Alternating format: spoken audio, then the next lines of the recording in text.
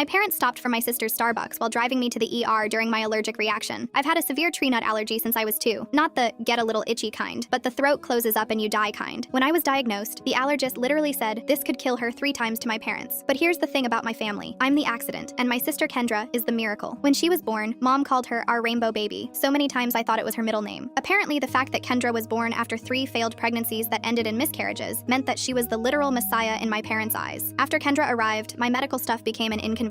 Too expensive, too dramatic, too much attention-seeking behavior. The same parents who heard this could kill her started saying things like, "You're being overdramatic," when I'd check food labels. My EpiPens expired last year. Mom said she'd refill them, but they're $300 with our insurance, and that's a lot of money for something you never use. I reminded her that the whole point is to not need them, but she'd already moved on to discussing Kendra's lactose intolerance. And oh my god, Kendra's lactose intolerance. You'd think she had a terminal illness. My parents buy special milk that costs $12 a gallon, daily probiotic supplements, and give a 20-minute lecture to every waiter about absolutely no cheese, no butter, no cream. One time, Kendra had a tiny bit of regular milk and got a stomachache. Mom took 3 days off work to monitor her. Meanwhile, when I accidentally ate something with almond oil at school and had to use my backup EpiPen, she told me I should have been more careful. Every restaurant we go to, Mom makes this huge production about Kendra's lactose issue while I quietly hand the waiter my allergy card. Last month, I watched Mom spend 40 minutes arguing with a bakery about dairy-free cupcakes for Kendra's class party while telling me to just bring your own snack to my friend's birthday. The expired EpiPens are still in my backpack. I've been carrying around medication that might not work, but every time I bring it up, Mom says we'll handle it next month. She bought Kendra a $100 lactose intolerance testing kit on Amazon the same day. My dad just goes along with whatever Mom says. He calls me Tough Cookie and Kendra Princess, if that tells you anything about our family dynamic. This one night, we went to Mom's favorite Thai place for her birthday. I told the waiter about my allergy, showed him my card, and asked twice about the pad Thai. He assured me no nuts. 20 minutes after eating, my throat started itching, then tightening. I grabbed my mom's arm and said, "Hospital now." The expired EpiPen didn't work properly, obviously. The injection was weak. It barely even helped. Dad drove the car while I sat in the back gasping for help. Mom kept saying breathe normally, like I was choosing to wheeze. 5 minutes from the hospital, Kendra started whining that she wanted her pink drink from Starbucks. Mom actually turned around to look at her and said, "Oh, sweetie, we'll get you one after." Like, your other daughter is literally dying, Mom. Kendra heard no and started crying. Not little tears, but that manipulative wailing she does. I want it now. My tummy hurts from dinner. Dad looked at Mom. Mom looked at me gasping in the back seat, my face swelling, then looked at Kendra. "There's one right there," Mom said, pointing at the Starbucks ahead. "It'll just take a second." I couldn't even form words to argue. My throat was closing. Dad pulled into the drive-thru. "Welcome to Starbucks. What can I?" "1 grande pink drink, extra ice," Mom said calmly, while I made choking sounds in the back. "And a cake pop," Kendra added. They were out of pink drinks, so they had to make it fresh. It took 7 minutes. 7 minutes in that drive-thru while my airway closed. I passed out 2 blocks from the hospital. The ER doctor asked why it took so long to get me there. The Starbucks receipt with the timestamp was still on the dashboard. He reported them to CPS that night.